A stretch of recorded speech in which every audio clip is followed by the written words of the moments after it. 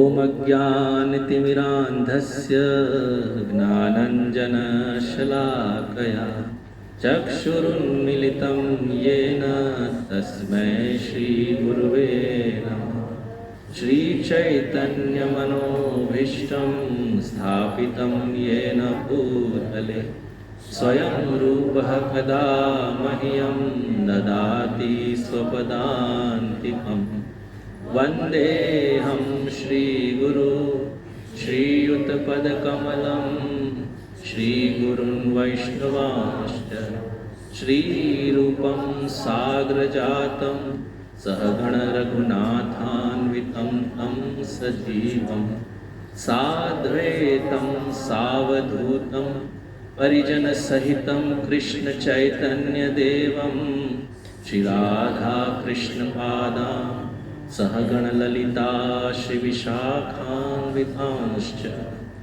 नमो ॐ विष्णुपादाय कृष्णपृष्ठाय भूतले स्वयं आन्त स्वामिनिति नामिने।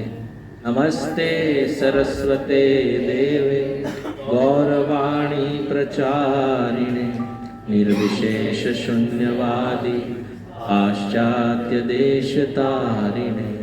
हे कृष्ण करुणा सिंधु दीनबंधु जगत्पते गोपेश गोपिका कांत श्रीराधा कांत नमोस्तुते।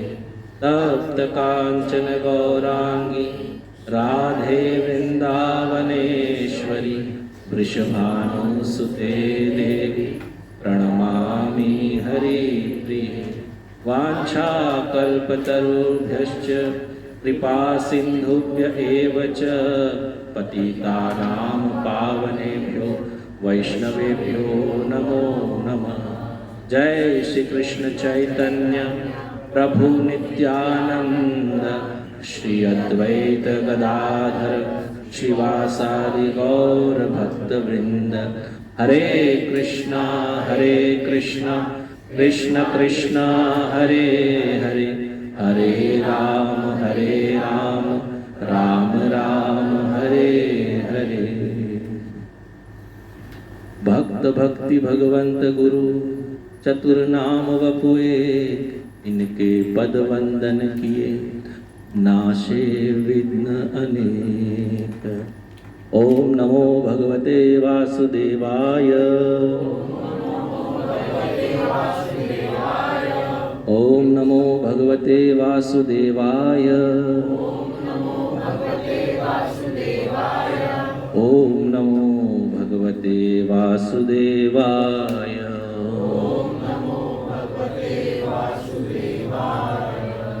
हरे कृष्णा। उपस्थित सभी श्रोतागण महानुभाव एवं वैष्णवगण का हार्दिक स्वागत है।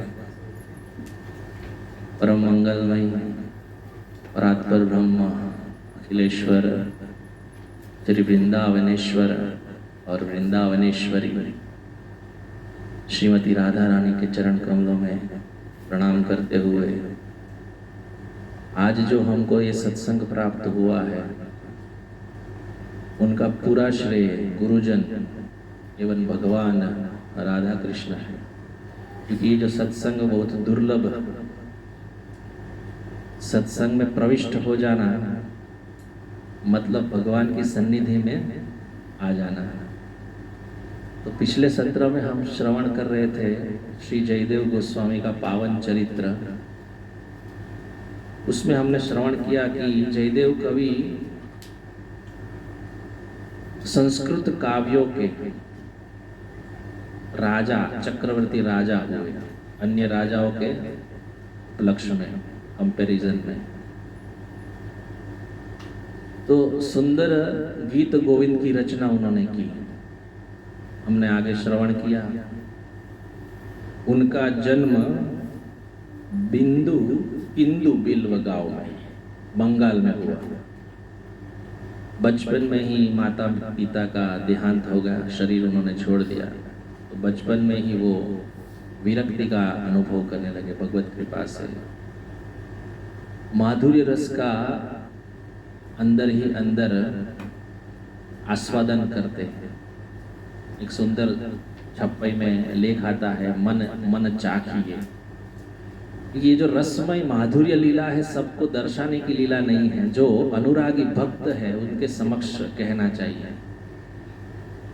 आप लगातार इतने सत्संग से आ रहे हैं, ये जगन्नाथ जी की कृपा है कि इतना सुंदर गीत गोविंद जिन्होंने रचना की है उनका पावन चरित्र श्रवण करने का हमको अवसर प्राप्त हुआ है।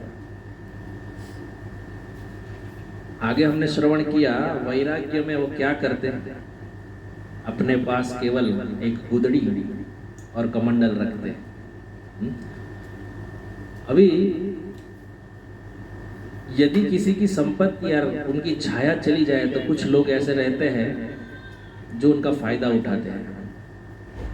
तो एक निरंजन नाम का ब्राह्मण था, और ब्राह्मण ने उनकी संपत्ति हड़पने का षड्यंत्र रचा, ये हमने श्रवण किया। और घर संपत्ति हड़पने के लिए उन्होंने फर्जी दस्तावेज बनाए, लेकिन भगवान की कृपा, जाके राके राम मार सके ना कोई। जिसने राम ने सर्व मतलब ग्रहण कर लिया है उनको कोई कुछ नहीं कर सकता। तो जो निरंजन नाम के जो ब्राह्मण थे उनके घर में आग लग गई। उनकी बेटी आई दौड़ी दौड़ी बताया कि आग बुझ नहीं रही है इतना प्रयास करने से। ये सुनते ही जयदेव जी उनके जाने से पहले ही भागे आग बचाने, और जैसे ही गए सीधे घर में जलती हुई आगों के लपटों में अंदर प्रविष्ट हो गए। उनका आगमन देखते हुए अग्निदेव भी शांत हो गए। ये हमने श्रवण किया। और निरंजन ब्राह्मण को बहुत दुख हुआ, उनके पैरों में पड़ गए, क्षमा याचना की और बोले मेरे से बहुत बड़ी गलती हो गई, आप जैसे महाभागवत का मैंने अपराध किया। इस प्रकार उन्होंने अपनी संपत्ति मतलब जो ले ली थी वो भी उनको प्रदान की। यहाँ तक हम श्रवण करते करते आगे सुने थे कि पुरी में भी जाते जाते किस प्रकार भगवान ने उनकी सहायता की। पग पग पर प्यास लगने पर भगवान ही उनको पानी पिलाने आए, भूख लगने पर दूध पिलाने आए। ऐसे करके पुरी में वो पहुंचे, क्योंकि उनका मन भी घर पे नहीं लग रहा था। दिन रात बस राधा कृष्ण के गुणगान करते हुए विरक्त रहते थे। पुरी में आके भी एक वृक्ष के नीचे एक दिन रहते, एक रात, और फिर दूसरे दिन दूसरे वृक्ष के नीचे, इस प्रकार जीवन व्यापन करने लगे। इस दौरान एक सुदेव नाम का ब्राह्मण, उन्होंने एक प्रण लिया था कि वो भी जगन्नाथ जी का भक्त था कि मुझे कोई संतान नहीं, यदि मुझे कोई संतान होए तो मैं आपकी सेवा में प्रस्तुत कर दूंगा। जगन्नाथ जी को ऐसी प्रार्थना की। तो जगन्नाथ जी उनसे प्रसन्न होकर उनको एक कन्या प्रदान की। जब कन्या थोड़ी सयानी हुई 12 वर्ष के आसपास, तब वो भगवान को समर्पित करने हेतु आए जगन्नाथपुरी, और जगन्नाथ भगवान ने उनको आज्ञा दी, मेरा ही स्वरूप से अवतरित हुए हैं श्री जयदेव जी, उनको ये समर्पित कर दो। अब ये सुनते ब्राह्मण निकले और ढूंढने लगा वन वन में। वहां पे जाके जयदेव जी से मुलाकात होती है, और जयदेव जी उनको कहते हैं मैं तो ठहरा विरक्त वनवासी, मैं गृहस्थ जीवन नहीं अपना सकता, कैसे इनको मैं रखूंगा, कैसे खिलाऊंगा। गृहस्थ का जीवन रहता है ना, एक जिम्मेवारी रहती है। हमारे गुरु महाराज कहते हैं गृहस्थ को एक मिनिमम स्पीड से चलना होता है। जैसे हम गाड़ी लेके जाते हैं रोड पे, तो एक मिनिमम स्पीड रेंज लिखी जाती है ना। मिनिमम स्पीड का मतलब है पर्याप्त धन कमाना ही है जिससे गुजारा हो सके, उसको मिनिमम स्पीड बोलते हैं। तो इस प्रकार से सोचने लगे कि मैं तो ठहरा विरक्त भगवान की सेवा में मग्न रहता हूँ, मैं खुद का ही ध्यान नहीं रख पाता हूँ, मैं पत्नी का कैसे रख पाऊंगा। तो ये सुनते सुनते आगे सुंदर कवित्व में हम आए थे, और हमने वहाँ से छोड़ा तो किस प्रकार ब्राह्मण उनको अपनी कन्या प्रदान करते हैं। तो आगे कवित्व में बोलते हैं श्री प्रियादास जी, हम पढ़ते हैं, सुता सो कहत तुम बैठी रहो, ठोर आज्ञा सिरमोर मोपे, नाही जाति टारी है, चलियो अनखाई समझाई हारे, बातनी सो मन तू समझ कहाँ सोच भारी है। बोले द्विज बाल की सो आप ही विचार करो, धरो ही ये ज्ञान मुँह पे जाति न संभारी है। बोली कर जोरी मेरो जोर न चलत कछु, चाहो सोई हो यह बारी फेरी डारी है। ये सुंदर कवित्व में श्री प्रियादास जी बताते हैं। मैंने पहले ही बताया जो भक्तमाल है ये ग्रंथ श्री नाभा गोस्वामी जी ने लिखा है, और नाभा गोस्वामी की प्रथम टीका गौड़ीय संप्रदाय के प्रियदास जी महाराज ने की है, और उन्होंने ये कवित्व लिखे हैं। तो उनकी भी टीका बहुत बहुत संप्रदाय के भक्तों ने की है। तो इसमें क्या बताने का तात्पर्य है? सूता सो कहत तुम बैठी रहो। सूता को कहत मतलब कि अपनी कन्या को कह रहे तुम बैठी रहो, क्योंकि मुझे जगन्नाथ जी की आज्ञा हुई है तो मैं उसको ठुकरा नहीं सकता। ये ठहरे वीरक कैसा भक्त है, जगन्नाथ जी की आज्ञा नहीं मान रहा है। जगन्नाथ जी ने बोला है कि इनको सुप्रत करो तो मैं दे रहा हूं, ये मना कर रहे हैं। तो अभी तो कोई जोर चला नहीं तो क्या करे। तो आगे बोलते हैं ठोर आज्ञा सिरमोर मुंह पे नहीं जाती टारी, मतलब जो ठोर आज्ञा जो भगवान की आज्ञा मुझ पे है वो तो मैं नहीं उसको गलत करूंगा, मुझे तो ये कार्य करना है। तो ब्राह्मण तो माने नहीं। जयदेव जी भी सब बात समझा कर थक गए, तो बोल रहे चलियो अनखाई समझाई हारे। जयदेव जी भी हार गए उनको समझाते समझाते कि मैं नहीं ग्रहण कर सकता। देखो भक्तों का एक गुण होता है, वो अपनी सेवा के लिए किसी को नहीं लेते हैं। उनका एक उद्देश्य होता है मेरी भगवान की सेवा करनी। अभी उनके लिए यदि मैं पत्नी को लाऊं तो फिर से मुझे पत्नी की भी सेवा करनी पड़ेगी, तो मेरा जो भजन है उसमें भंग हो जाएगा, क्योंकि पहले से विरक्ति को अपना चुके थे। लेकिन भगवान की आज्ञा है कि ग्रहण की जाए, अभी करें क्या? तो बोल रहे सुंदर चलियो अनखाई समझाई हारे, बातनी सो मन तू समझ कहाँ की सोच भारी। जयदेव जी मन को समझा रहे हैं, अभी क्या करें तू समझ। तो कष्ट आ गया उनको। यदि वो अस्वीकार करते हैं तो भगवान की आज्ञा उल्लंघन हो जाएगी। यदि स्वीकार कर लेंगे तो जो उनका प्रण है भगवत प्राप्ति भगवत भजन में उनको जो मन लगा हुआ है उसमें भंग हो जाएगा। तो करे तो क्या करे? तो अपने मन को समझाना यानी क्या है? मन को समझाना यानी जो हम बाहर वर्ताव भी करते हैं वो अंदर भी होना चाहिए। महापुरुष हमेशा मन को समझाता है। ये मन बड़ा भारी है, मन को समझाना ही मुख्य समझाना है, क्योंकि बाह्य परिस्थिति से हम भजन भी करते हैं सब कुछ करते हैं, लेकिन मन में क्या चल रहा है वो हम ही जानते हैं। श्री कृष्ण भगवान भगवद गीता में कहते हैं कर्मेन्द्रियाणि संयम्य य आस्ते मनसा स्मरण इंद्रियाणान विभूत आत्मा मिथ्याचार से उच्यते। इसका मतलब क्या हुआ? जो कर्मेंद्रियों को बाहर हट से रोक लेते हैं लेकिन मन में विषय का चिंतन करते हैं, ऐसे लोग मिथ्याचारी हैं। तो भजन में सावधानी यही है, ये मन में मन तू सोच मतलब क्या? मन को समझाना ही वास्तविक समझाना है। इसीलिए जयदेव कवि जी उनको समझा रहे मन को। अभी क्या किया जाए? क्योंकि ऐसा नहीं है कि बाह्य तरीके से वो बोल रहे मुझे नहीं चाहिए, लेकिन अंदर तो बोलते मुझे चाहिए। ऐसा तो है नहीं। हमारे सामान्य जीवन में देखा जाता है किसी किसी को नहीं नहीं नहीं प्रभु माता जी नहीं चाहिए नहीं चाहिए, लेकिन अंदर तो लड्डू फूट रहे होते हैं, दे दो जो भी मिले। तो भगवान की भक्ति में दृढ़ निश्चय होते हैं ऐसे भक्त। ऐसे पावन चरित्र सुन के भी हमको ये प्रेरणा मिलती है। आगे सुंदर बताते हैं कि बोले द्विज बाल की सो आप ही विचार करो। अभी आगे बोल रहे हैं कुछ हार गए ना सब कुछ कहने से, और ब्राह्मण तो चला गया पधरा के, कन्यादान करके चला गया। भगवान की आज्ञा हुई है इसलिए। तो बोले द्विज बाल की सो आप ही विचार करो, धरो ही ज्ञान मोह पे जाति न संभारी। अभी ब्राह्मण कन्या को समझा रहे हैं जयदेव जी, आप विचार करो और उचित निर्णय लीजिए, क्योंकि मैं ठहरा वनवासी, मेरे से ये भार तो संभाला नहीं जाएगा, मैं पत्नी वरण नहीं कर सकता, क्या किया जाए? तो उनको पूछने के बाद बोल रहे हैं, बोली कर जोरी मेरो जोर न चलत कछु। अभी जो कन्या वो बोल रही है, बोली कर जोरी मेरो जोर न चलत कछु, चाहो सोई हुई यह बारी फेरी डाली। मेरा तो इसमें कोई जोर नहीं चलेगा, क्योंकि मेरे पिताजी ने कन्यादान कर दिया, बता दिया कि आप ही मेरे प्राणनाथ हैं। अभी ये बोलने के पश्चात फिर से विचार मग्न हो गए।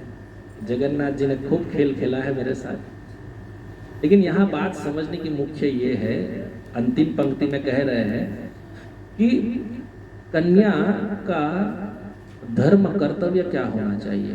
ये सुंदर बात यहाँ प्रस्तुत होती है। ये भारतीय आदर्श नारी का कर्तव्य क्या है। एक बार कन्यादान हो जाने के पश्चात वो संपूर्ण पति की हो जाती है। आजकल हम समाज में देखते हैं, एक पैर ससुराल में, एक मायके में, कभी कभी दोनों पैर मायके में चले जाते हैं। जाना बुरा नहीं है, लेकिन क्या है, पति की आज्ञा बिना पत्नी को कुछ करना नहीं चाहिए। यदि पिताजी कन्यादान कर दिए हैं, मतलब संपूर्ण पति ही उनका जीवन है, संपूर्ण उन पे न्यौछावर होना चाहिए उनकी आज्ञा के अनुसार। इसमें रामायण भी हमारे लिए एक आदर्श है जो बताया गया है, जिसमें सीता देवी को अनसुईया जी सीख देती है। अनसुईया जी एक आदर्श नारी को क्या करना चाहिए, क्योंकि दोनों सती है, सीता जी भी सती है, अनसुईया जी भी सती है। आज के समाज में ये बहुत दुर्लभ हो गया है। जैसे जैसे कलयुग का प्रभाव बढ़ता जा रहा है, नारी का वर्चस्व हो गया है। नारी यानी स्त्री पुरुष को कंट्रोल कर रही है। हालांकि धर्म क्या है, पुरुष के अधीन, मतलब पति के अधीन पत्नी को रहना है। लेकिन उल्टा चल रहा है, उल्टी गंगा बह रही है। यहाँ पे ये साबित कर रहे हैं कि यदि मुझे पिताजी ने आपको समर्पित कर दिया, मैं संपूर्ण समर्पित। आगे पद्मावती जी संपूर्ण अपने पति श्री जयदेव जी को आश्रित हो जाते हैं। इनका चरित्र भी अति सुंदर, देखिए पद्मावती जी आगे हम सुनेंगे, बहुत सुंदर आगे है। पद्मावती जी निवेदन किया, पिता मुझे आपकी सेवा में उपस्थित कर दिए हैं, अभी मेरा तो कर्तव्य यही बनता है कि मैं आपके साथ ही रहूं, आपकी सेवा में ही रहूं। चाहे कितने ही कष्ट मुझे ना झेलने पड़े, आपको त्याग के मैं नहीं जाऊंगा, आपकी सेवा में ही रहूंगा। जानी जब भई दिया क्यों प्रभु जोर मोपे, तो पे एक झोपड़ी की छाया कर लीजिए। अभी हार गए जयदेव जी, स्वीकार करना ही करना है। तो बोल रहे हैं, जानी जब भई दिया क्यों प्रभु मोपे, जोर किया प्रभु ने, मतलब जगन्नाथ जी ने, कि भाई ये तुम्हें वरण करना ही, अभी समझ में नहीं आ रहा तो मुझे लेना ही पड़ेगा, मतलब ग्रहण करना ही पड़ेगा। तो पे एक झोपड़ी की छाया कर लीजिए। तो क्या अभी घर की व्यवस्था करनी पड़ेगी, वरना मैं तो एक वृक्ष दूसरे वृक्ष में जा रहा था, तो अभी तो एक झोपड़ी की व्यवस्था होनी चाहिए। भई तब छाया श्याम सेवा पधराई लई, नई एक पोथी में बनाओ मन कीजिए। यदि झोपड़ी की व्यवस्था यानी क्या घर की व्यवस्था हो जाने के पश्चात भगवान की सेवा स्वीकार करनी है, तो भगवान की सेवा के लिए विग्रह चाहिए, तो वो बात कर रहे हैं। देखिए गृहस्थ जीवन का एक उद्देश्य ये भी है, घर एक मकान नहीं होना चाहिए जिसमें हमारी ही सुविधा का ध्यान हो। यदि राधा रमण की सुविधा का ध्यान दिया जाए तो अपनी सुविधा अपने आप हो जाती है। और एक गृहस्थ का कर्तव्य यही है कि भगवान को अपने घर में उच्च स्थान पे बिठा के उनकी निरंतर रोज प्रतिदिन सेवा करनी चाहिए। इसलिए यहाँ पे जयदेव कवि जी बोल रहे हैं, भाई तब छाया श्याम सेवा पधराई, भगवान राधा श्याम की सेवा पधरानी है, नहीं एक पोथी में बनाओ मन कीजिए। मुझे इच्छा हो रही है कोई पोथी का निर्माण करूं मैं भी, क्योंकि अभी गृहस्थ में जा रहे हैं, एक झोपड़ी बनाएंगे, राधा कृष्ण को विराजमान कराएंगे और एक ग्रंथ लिखने की इच्छा है। भयो जो प्रगट गीत सरस गोविंद जू को, मान में प्रसंग सिख मंडन सो दीजिए। वही एक पद मुख निकसत सोच परियो, धरियो कैसे जात लाल लिखियो मति रीजिए। एक एक सुंदर लाइन है, बताते हैं। श्री पद्मावती जी का भावपूर्ण निश्चय सुन लिया तो झोपड़ी तो बनानी ही रही। झोपड़ी बनाने के पश्चात राधा कृष्ण की युगल सरकार की स्थापना की। तो गृहस्थ धर्म के विषय में भागवत में एक श्लोक भी आता है कि गृहेषु वसताम वापि पुंसाम कुशल कर्मणाम मद वार्ता यद यामानाम न बंधाए गृहमतः। गृहस्थ लोगों का कर्तव्य ये है कि मेरी सेवा पधरा के, भगवान स्वयं कहते हैं, मेरी सेवा पधरा के फिर मेरी वार्ता मतलब क्या, सत्संग करना चाहिए। अपना जीवन निर्वाह करना है। जो भी हम व्यवहार निभाते हैं जीवन में, वो निर्वाह करते हुए हमको राधा कृष्ण की सेवा और उनकी चर्चा यानी क्या, सत्संग करना है। ये भागवतम हमको बताता है। तो हर एक गृहस्थ का ये कर्तव्य होना चाहिए।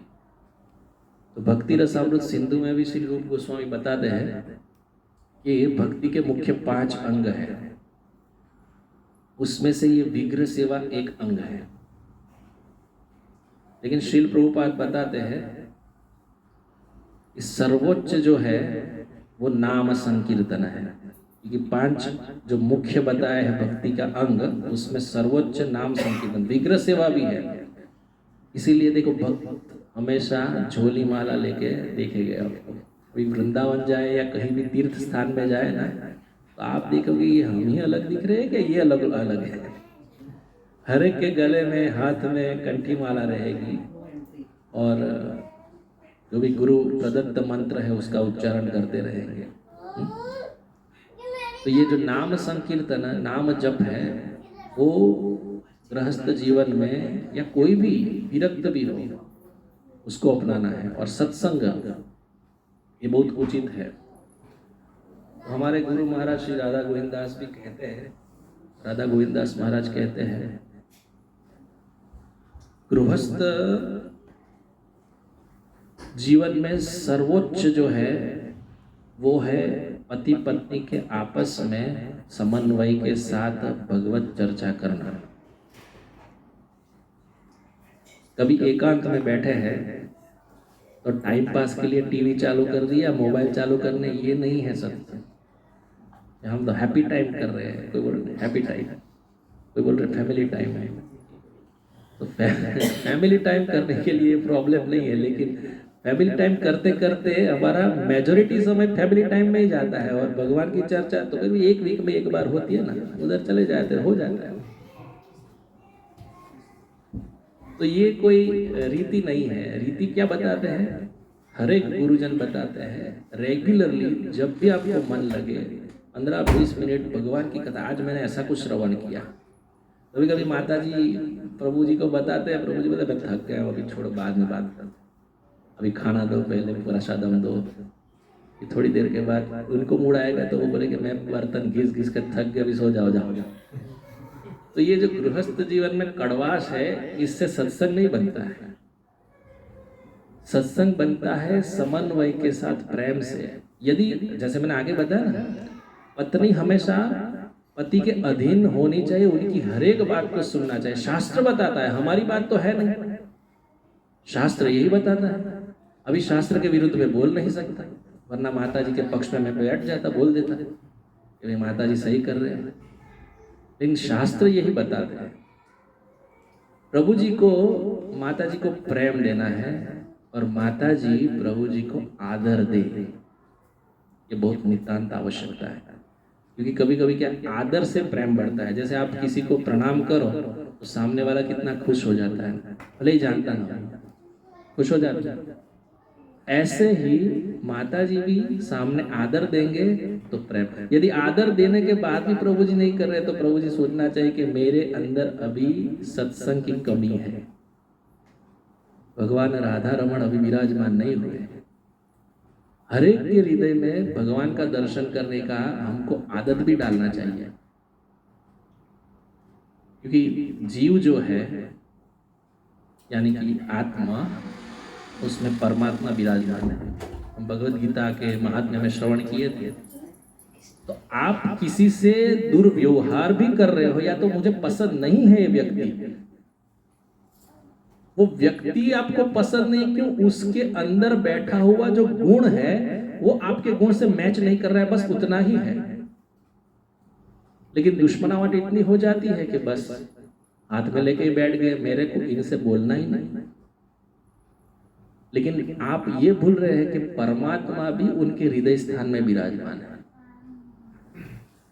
हमको उधर दृष्टि डालनी, अभी तक हमारी दृष्टि इतनी तो शुद्ध नहीं हुई है देखने के लिए। कुछ कुछ लोग बोलते हैं कि मैं इनके साथ नहीं बोलती हूँ, मेरे की इनसे जमती नहीं है। क्या जमती नहीं है? सब जीव भगवान के हैं। यदि ये समझ गए ना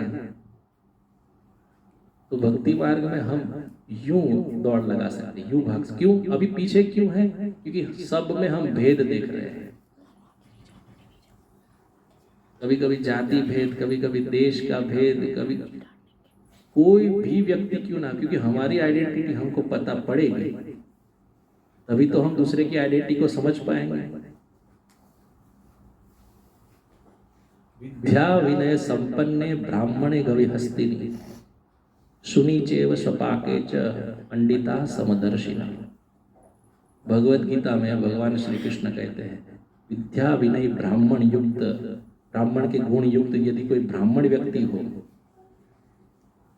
कोई चांडाल हो, कुत्ता हो, हाथी हो, सब में जो समान दृष्टि रखता है वो ही समदर्शी, मतलब क्या समदर्शी, समान देखता है, वही पंडित है। ये गुण तो बहुत दूर है अभी, लेकिन ये तो समझना चाहिए कि व्यक्ति के अंदर बैठा हुआ गुण के हिसाब से हमको डिसाइड नहीं करना चाहिए। हम जो है वो हमको पता है, लेकिन दूसरा जो व्यक्ति है उसमें हम यदि भेद देख रहे हैं तो हमारी बुद्धि अभी उसमें ही घूम रही है। ये सुंदर, इससे हमको समझ में आता है। हम एक और बात किए थे,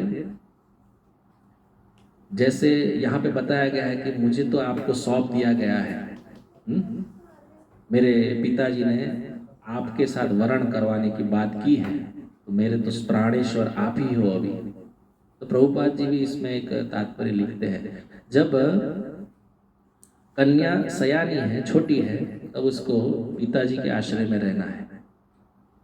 जब उनकी शादी हो जाती है, विवाह हो जाता है, तब पति के आश्रय में रहना चाहिए। और उस कारणसर पति ने शरीर छोड़ दिया है तो उनको पुत्र के साथ रहना चाहिए। ये नियम है, कभी भी स्त्री को मुक्त नहीं रहना चाहिए। ये भी हमको सीख मिलती है। इसीलिए बोलते अभी आप मेरे ही प्राणनाथ हो, मेरे पिताजी आपको मुझे कन्यादान दे दिए हैं, अभी मैं यहाँ से नहीं जा सकती हूँ। ये सुंदर हमको एक पद मिलता है। श्री जयदेव जी मन में आया कि ग्रंथ लिखूं, हम एक बार पढ़े ना, भयोजु प्रगट गीत सरस गोविंद जू को मान में प्रसंग शिष मंडन सो दीजिए, वही एक पद मुख निकसत सोच परियो धरियो कैसे जात लाल लिखियो मति लीजिए। गीत गोविंद लिखते हुए एक बार श्री किशोरी जी श्री राधा रानी के मान प्रसंग का संवाद आया है। उसमें भगवान श्याम सुंदर ने अपनी प्रिया के चरण कमलों को अपने शीश पे धरा। ऐसा प्रसंग आने पर थोड़े जयदेव जी विचार मग्न हो गए कि ये पद लिखा जाए कि नहीं लिखा जाए, क्योंकि अभी तो झोपड़ी कर दी, झोपड़ी करने के बाद उनको रखा, अभी श्याम सुंदर की, राधा श्याम सुंदर की छवि भी पधरा दी, उन्होंने नाम दिया राधा माधव, सेवा भी पधरा, पोथी लिखने बैठे और गीत गोविंद में अष्टपदी लिख ही रहे थे। उसमें राधा रानी का मान का प्रसंग आया। यदि आपको ज्ञात ना हो तो मैं बता दूं कि मान मंदिर है बरसाना में, पता है? कोई गया है, दर्शन किया है? तो ये प्रसंग आया तो उसमें ऐसा आ रहा है पद में कि श्री श्याम सुंदर राधा जी के चरण कमलों को अपने शीश पे मुकुट की तरह धारण कर रहे हैं। यहाँ पे थोड़ी उनको लज्जा महसूस हुई कि ये पद में मैं कैसे लिख सकता हूँ। तब विचार आया इस गुप्त रहस्य को कैसे उजागर करूं। ये सबको कहने की बात नहीं है। तो क्या किया उन्होंने, स्नान करने के लिए चले गए। स्नान करने के लिए चलने के बाद भगवान जो है वो पद लिखने हेतु जयदेव जी का रूप ग्रहण करके आया और पद्मावती जी को कहने लगे मेरी पोथी लाइए। पोथी मांगने के बाद वो पद जो अधूरा था वो लिखे स्वयं भगवान जयदेव जी का स्वरूप लेके आए और वो पद लिखने के पश्चात भोजन प्राप्त किया। पद्मावती तो उनके पति समझ के उनको भोजन प्रदान किया और उनको आज्ञा दी कि ये भी आप प्रसाद लीजिए, मैं तब तक शयन कक्ष में आराम करता हूँ। इतने में ही जयदेव गोस्वामी उधर पधारते हैं तो असली देखते हैं पद्मावती जी तो प्रसाद पा रहे हैं। तो जयदेव जी बोलते हैं अरे मुझे आने में विलंब हो गया या आपने पहले से ही सेवा प्रारंभ कर दी और प्रसाद ले रहे हैं। ये माजरा के कभी ऐसा होता नहीं कि मेरे बिना आप प्रसाद ले लो। पद्मावती बोलती कि अरे अरे क्या बात कर रहे हो, अभी तो आप आए, पोथी में आपने वो पद लिखा, मुझसे मांगा, मैंने दिया, प्रसाद भी पाए, अभी आप पढ़ रहे हैं शयन कक्ष में, मुझे प्रसाद लेने की आज्ञा भी दी। ये सुन के आश्चर्यचकित हो गए और इतने गदगद हो गए और तुरंत पोथी मंगवाई। पोथी में देखा तो जो अधूरा पद था वो पूरा पाया और उनका जो खुशी का तो ठिकाना नहीं रहा। और जैसे ही बोले शयन कक्ष में, वहां गए और जैसे ही शयन कक्ष में देखते इतनी दिव्य सुगंध से आच्छादित शयन कक्ष, वहां तो कोई था नहीं। और जयदेव जी इतने विभोर हो गए और वो पद अपने उच्च स्वर में गाने लगे और प्रसाद भी रखा था ना, वो प्रसाद भी पाया पद्मावती से छीन के, लाइए प्रसाद। ये भगवान, अरे तुम कितनी भाग्यवान हो, तुम्हें भगवान का दर्शन प्राप्त हुआ और मैं कितना अभागा हूं कि मुझे प्राप्त नहीं हुआ। और वो पद क्या है, बहुत सुंदर पद है, पूरा तो नहीं गाएंगे। वदसी यदि किंचिदपि, मुश्किल भी पद है शायद आपको, लेकिन मैं एक लाइन गाऊंगा केवल। वदसी यदि किंचिदपि दंतरुचि कौमुदी हरति दरति मिरमति घोरम स्फुरदर धर सिधवे तव वदन चंद्रमा रोचयति लोचन चकोरम। ऐसे करके अष्टपदियों में है। इसका समझ आना भी थोड़ा मुश्किल हो जान पड़ेगा क्योंकि इस पद को लिखते लिखते एक पद आया, उसमें बताया है कि स्मर गरल खंडनम मम शिरसि मंडनम देहि पद पल्लव उदारम। ये पद भगवान ने लिखा है। ज्वलति मई दारुण मदन कद नानलो हरतु तद पहित विकार। ये सुंदर पद गाया और जयदेव जी आनंद विभोर होते भगवान का जय घोष करने लगे। जय जय श्री राधा रमण की जय, जय जय श्री जगन्नाथ देव जी की जय। ऐसी सुंदर गीत गोविंद में अष्टपदी है। टोटल 12 सर्ग में अलग अलग अष्टपदी गाई है। तो गीत गोविंद ग्रंथ की रचना उन्होंने की। उन्होंने एक कैडिली नामक ग्राम में गीत गोविंद की रचना की। अभी एक बार एक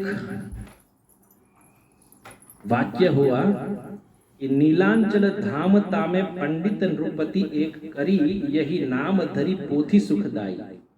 द्विजन बुलाई कहीं यही है प्रसिद्ध करो, लिखी लिखी पढ़ो देश देश नी चलाई। बोले मुस्काई विप्र छिप्रसो दिखाई दई, नई यह को मति मति भरमाई। ये धरी दो मंदिर में जगन्नाथ जेव जू की, दीनी यह डारी यह हार लपटाई। नीलांचल धाम ताप में पंडित नृपति एक, जगन्नाथपुरी में एक राजा पंडित था।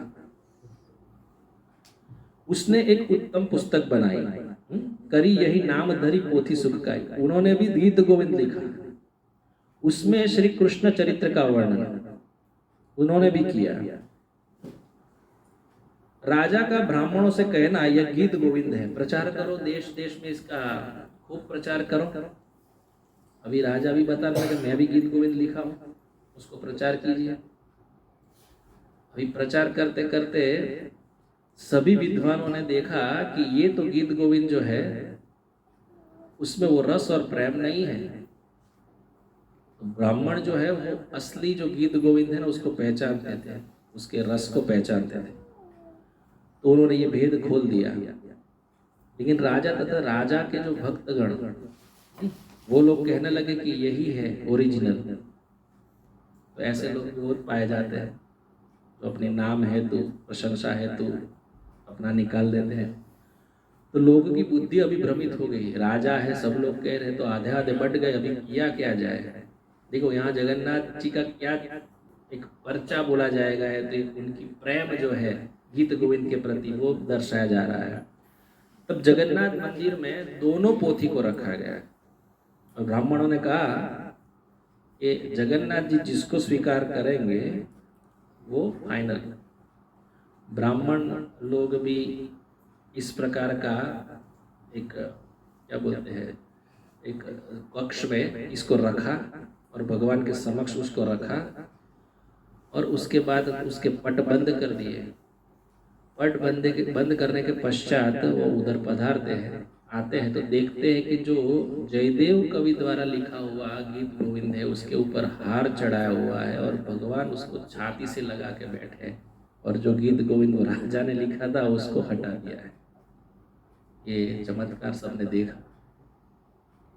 तो जगन्नाथ जी के प्रति श्री कविराज का जो भाव है वो यहाँ पे देखने को मिलता है। लेकिन उससे भी ऊपर जगन्नाथ जी को गीत गोविंद कितना पसंद है ये भी यहाँ प्रस्तुत होता है।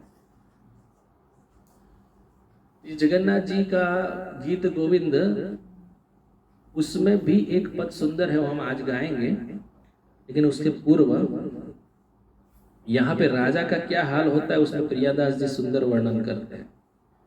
परियो सोच भारी रूप किसानो भयो गयो, उठी सागर में बुलो वही बात है, अति अपमान कियो में बखान सोई, गोई जात कैसे आँच लागी गात है। यहाँ पे बताते हैं राजा जो है बहुत लज्जित हुआ, किसी का इस प्रकार से व्यंग हो जाए तो उसको तो ये अच्छा नहीं लगेगा। तो लज्जित हो गए, अपमान जानकर उन्होंने सोचा अभी मैं समुद्र में जाके अपनी जान दे दूंगा। कृष्ण लीला का ही दर्शन किया हुआ था उसमें भी। लेकिन भगवान जो जैसे कोई काव्य की रचना करता है तो उस काव्य की रचना में क्या होता है, प्रेम से सरबोर काव्य है तो हमको उसको पढ़ने में और गाने में आनंद आता है। तो एक एक पद में कविराज ने उसको बहुत सुंदर तरीके से वर्णन किया है।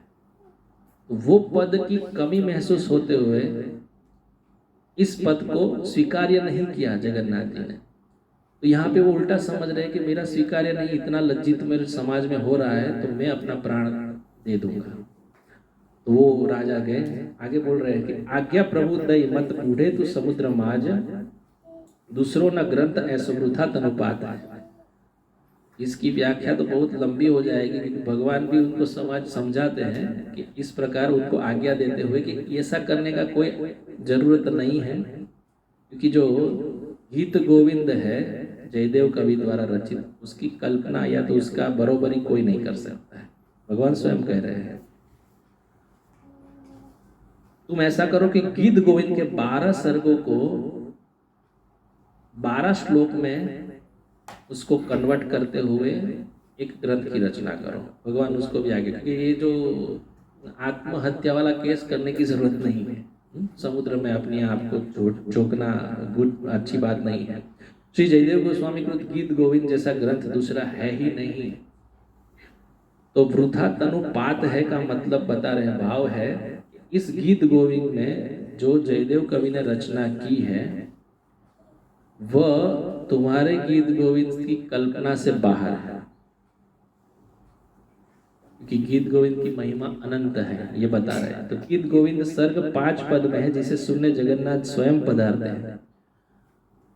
अंतिम बात ये बता रहे हैं प्रियादास जी गीत गोविंद की महिमा में, कि एक बार एक माली की बेटी थी,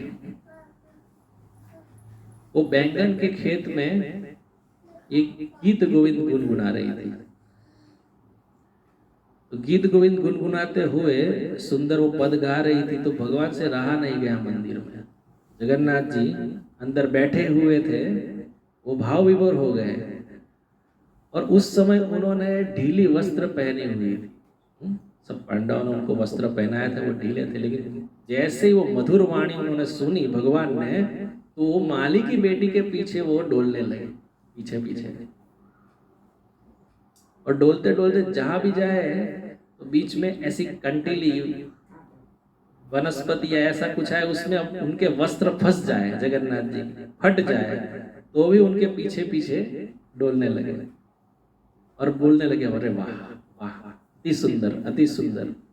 ऐसा करते करते वो माली की बेटी ने अष्टपदी को समाप्त किया, तो भगवान स्वयं फिर वापिस मंदिर में आए। जैसे ही राजा दर्शन के लिए आए तो वस्त्र फटे पाए, तो उन्होंने पूछा पांडा को, ये किसने किया? सब पंडित बोलने लगे कि हमको पता नहीं, हमने तो सुंदर वस्त्र पहनाए थे। फिर बहुत दौग झोंक होने के बाद वहां पे बताया गया, आज्ञा हुई भगवान की कि मैं गीत गोविंद की अष्टपदी सुनने के लिए माली की बेटी के यहाँ गया था। सब वृत्तांत सुनाया भगवान ने, और जहां जहां गया वहां वहां मेरे वस्त्र फंस गए और फट गए। राजा ने तुरंत पालकी भेजी और माली की बेटी को बुलाया, और माली की बेटी ने फिर से सुंदर पद में वही गाया, नृत्य भी किया। इससे जगन्नाथ जी अति प्रसन्न हुए।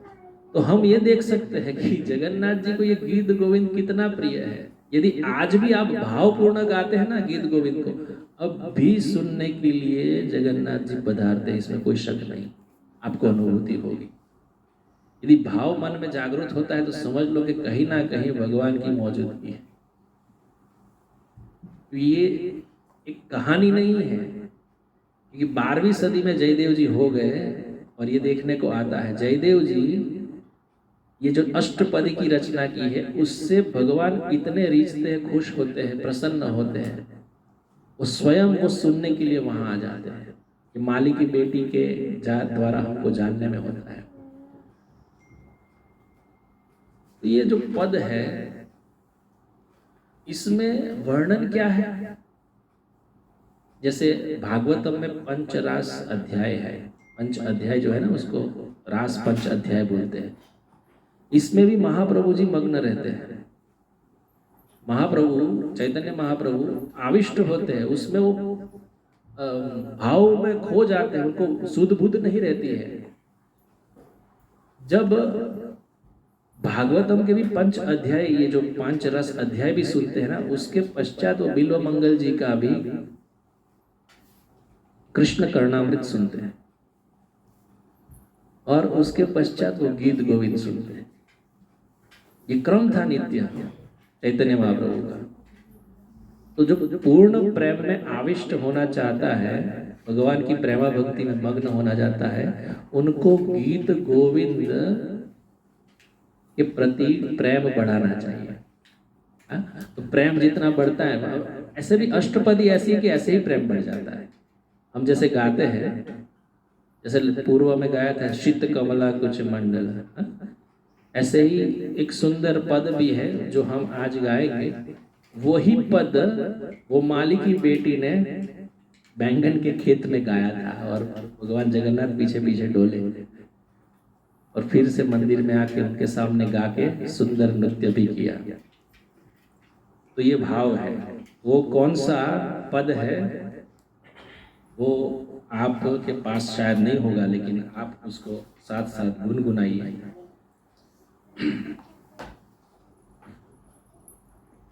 रति सुख सारे गतमि भिसारे मदन मनोहर वेशम न कुरु नितंबि निगमन बिलमन मन अनुसरत मरिदयेशम धीर समीरे यमुना तीरे वसति वने वनमाली गोपी पिन पयोधर मर्दन चंचल करयुगशाली। ऐसे सुंदर पद है। नाम समेतम कृत संकेतम वादयते मृदुवेणुम बहुमनुते तनु संगत पवन चलितमपि रेणुम। ऐसे अष्टपदी है। हम उसको संगीत के साथ कभी समय से गाएंगे, क्योंकि अभी मैं गाऊंगा आपका भाव उसमें बनेगा, उसको समझ के गाना है। ये जो अष्टपदी को गाया तभी भगवान प्रसन्न होकर उनके पीछे पीछे जाने लगे। तो गीत गोविंद की ऐसी सुंदर रचना की। हमने आज जो श्रवण किया ना, उसमें उनका विवाह प्रसंग, एक झोपड़ी अपना घर बनाया, राधा कृष्ण को स्थापित किया। स्थापित करने के बाद गीत गोविंद लिखने की उनको इच्छा स्फुरित हुई। जब वो लिख रहे थे तो उसमें एक पद आया जिसमें राधा कृष्ण के मान प्रसंग का, मतलब राधा के मान प्रसंग का आया, और राधा जी अपने चरण श्री श्याम सुंदर के मस्तक पे रख रहे हैं। उनको थोड़ी उसमें शंका हुई कि ये लिखना नहीं चाहिए। तो भगवान ही उनके घर पधारते हैं और वो पद को पूरा करते हैं। फिर हमने जो भी श्रवण किया, भगवान आए, वो बहुत गदगद हो गए, खुश हो गए। आगे हमने श्रवण किया, एक ऐसा ही कोई राजा था जिसने गीत गोविंद की रचना की, अपना गीत गोविंद और प्रचार करने की आज्ञा की, लेकिन भगवान ने ही रिजेक्ट कर दिया। जैसे तुलसीदास कृत रामचरितमानस में भी ऐसा हुआ था। समय के हिसाब से सभी ब्राह्मण बोलने लगे कि ये तो आप अपनी भाषा में लिखे हैं, ये तो प्रसिद्ध नहीं है और कोई सिद्ध भी नहीं है। तो काशी विश्वनाथ से भगवान भोले बाबा शंकर जी प्रकट हो गए और प्रमाणित कर दिया कि रामचरितमानस परफेक्ट है। ऐसे ही गीत गोविंद को भगवान ने छाती से लगाया, हार पहनाया और स्वीकार्य किया। और वो राजा जब जा रहा था उनका भी उद्धार किया कि तुम खुद खुशी मत करो, इतनी बात में ऐसा निर्णय लेना उचित नहीं है। तुम भी 12 सर्ग में 12 श्लोक में उसको वर्णन करो और तुम भी सिद्ध और प्रसिद्ध हो जाएगा, और त्रिलोक्य में तुम्हारा भी ये जो पद है वो गाया जाएगा। तो भगवान कितने भक्त वत्सल है। देखो, जो इनके समक्ष ऐसी भावना भी रखते हैं उनको भी वो पद प्रदान करते हैं। आगे हमने श्रवण किया एक पद और, जैसे माली की बेटी,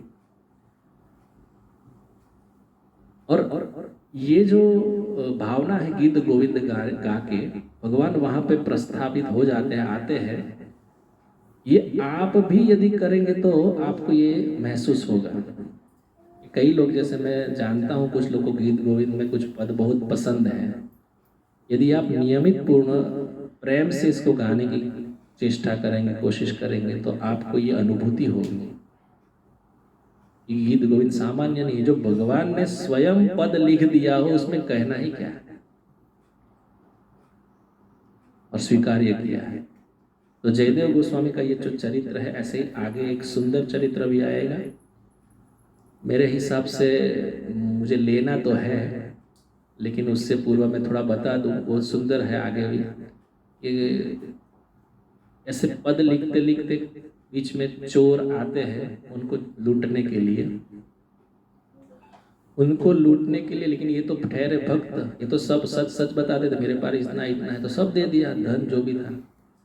और धन देने के पश्चात चोर का दिमाग तो कैसा रहता है, उनकी बुद्धि तो ऐसी रहती है कि ये भी किसी को कहने करने के लायक ना छोड़े, ऐसा ही छोड़ दो इसको। तो हाथ पैर काट देते हैं जयदेव जी का, और एक कुएं में फेंक देते हैं उनको। और संजोग ऐसा है कि कुएं में पानी नहीं था, तो जयदेव जी बच जाते हैं वहाँ।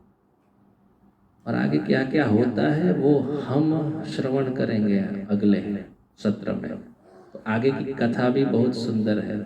आज की कथा मैंने थोड़ी फास्ट ली है क्योंकि ये सब परिचित हो गए ज़्यादातर तो, लेकिन उसमें समझने लायक ये है कि एक गृहस्थ धर्म, पति पत्नी का धर्म, दूसरा हम श्रवण किए कि गीत गोविंद की महिमा क्या है, और तीसरा हमने श्रवण किया कि अपना जो भी हम दिखाने के लिए प्रस्थापित करते हैं, लेकिन भगवान को स्वीकार्य है कि नहीं। दुनिया में हम बहुत सारी चीज़ ऐसी ला के रख देते हैं कि मैंने किया है या मैंने किया है, लेकिन मन को, अपने अंदर को पूछना चाहिए कि वास्तव में ये मैंने किया है।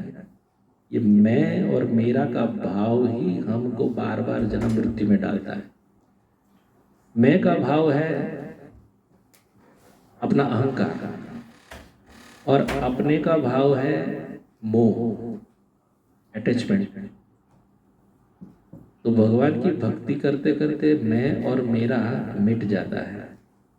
भगवान ने राधा कृष्ण की ये जो लीली कुंज विलास लीला है, जो रहस्यमय है, कुछ कुछ अनुरागी भक्त के लिए ही होता है। तो भगवान ही जैसे मेरे द्वारा कुछ बुलाते हैं और कुछ कुछ नहीं बुलवाते हैं ना, तो उनकी इच्छा है। क्योंकि कोई भी आके इधर बैठता है, कुछ बोलने का प्रयास करता है, वो अपना कुछ नहीं बोलता है। जो जगन्नाथ जी आज्ञा करते हैं वही बुलवाते हैं, वही कहलवाते हैं। तो कुछ कुछ जो मैंने कहा है उसमें से आपको ग्रहण करने योग्य लगे तो समझना है कि जगन्नाथ जी की आज्ञा, गुरुजनों की आज्ञा है। कुछ कुछ मेरी गलती भी है तो उसको नजरअंदाज कर दे, लेकिन उसमें मुख्य भाव है कि गृहस्थ जीवन में हमको भक्ति का अंग जो है एक विग्रह सेवा, क्योंकि डायरेक्ट सेवा किसी किसी को प्राप्त होती है। यदि मैं कहता हूं कि विग्रह सेवा करनी है तो शायद आप सोचेंगे कि ये तो बोल रहे हैं, लेकिन यदि ग्रंथ के माध्यम से कोई गुरुजन महान पुरुष कह रहे हैं तो तुरंत मान लेंगे। तो मैं जो बोल रहा हूँ वो कुछ जरिए से बोल रहा हूँ। भक्ति रसामृत सिंधु में बताया गया है, अपने ग्रंथों में बताया गया है विग्रह सेवा होनी चाहिए। आपके पास यदि फोटो भी है तो भी चलता है। भगवान तो वैसे भी रीझ जाते हैं, कैसे भी प्रेम चाहिए, लेकिन प्रेम जताने के लिए कुछ माध्यम भी चाहिए, है ना। जैसे हवा है दिखती है, नहीं दिखती। जब भोजन पाना है तो भोजन चाहिए, भोजन खाएंगे तभी पेट भरेगा। उसको भी बोल दो कि बस मन से मैंने खा लिया, हो गया, ऐसा तो नहीं होता है। तो विग्रह सेवा भी एक भक्ति का अंग है, तो एक गृहस्थ जीवन में निभाना है। और एक नियम भी रखना चाहिए, देखिए, और उसकी शुरुआत होती है केवल भगवान के नाम जप से। नाम जप से भगवान प्रस्थापित हो जाते हैं। तो आप सबके यही निवेदन है कि ऐसा पावन चरित्र हम जैसे सुनते जाएंगे उसमें से बहुत सारी छोटी छोटी शिक्षाएं मिलेंगी। उस शिक्षा को हम ग्रहण करें, अपने जीवन में हम उतारें और नित्य प्रतिदिन भगवान श्री कृष्ण को खुश राजी करने हेतु ही कार्य करें।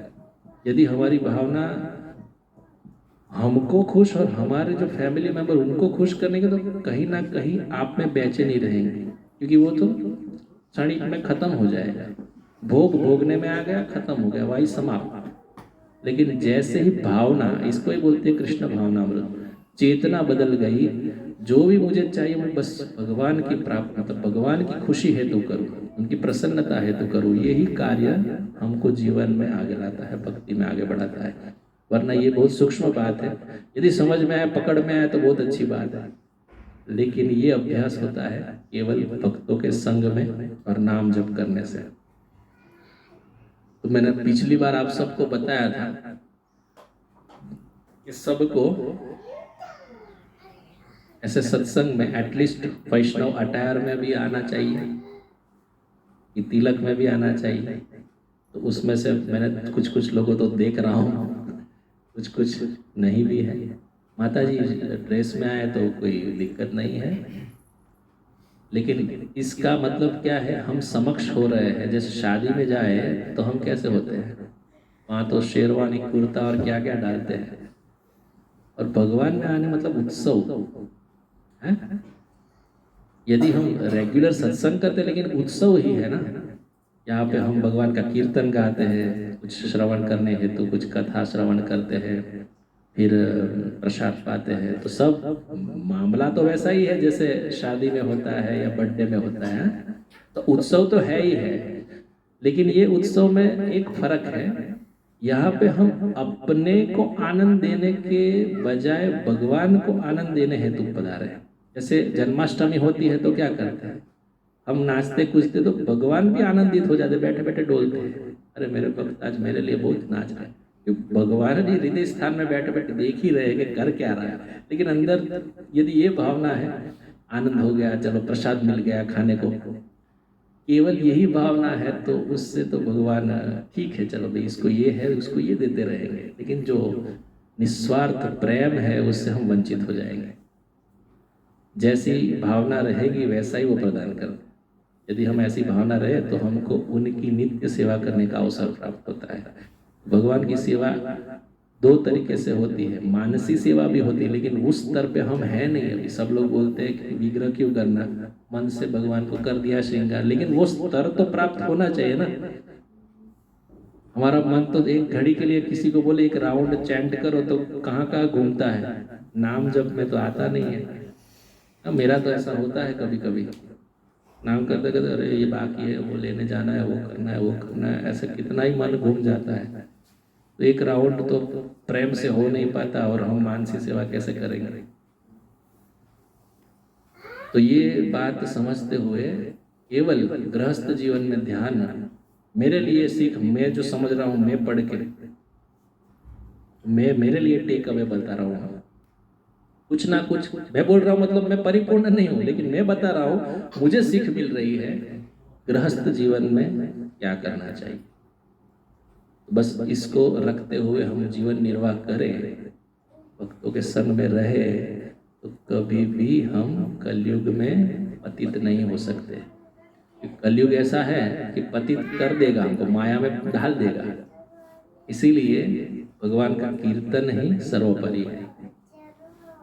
कले दोषे विधे राजन अस्ति एको महान गुण। एक ही गुण कलयुग में सबसे ऊपर है, कीर्तना देवस्य कृष्णस्य मुक्त संग परम व्रजेत। परम व्रजेत मतलब क्या, मुक्त हो सकता है केवल भगवान कृष्ण का कीर्तन। ये भागवतम का श्लोक है।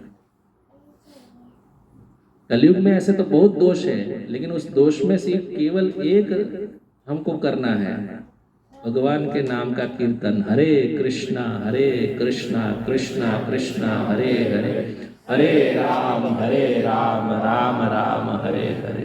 जगत गुरु श्रील प्रभुपाद की जय। गौर प्रेमानंद।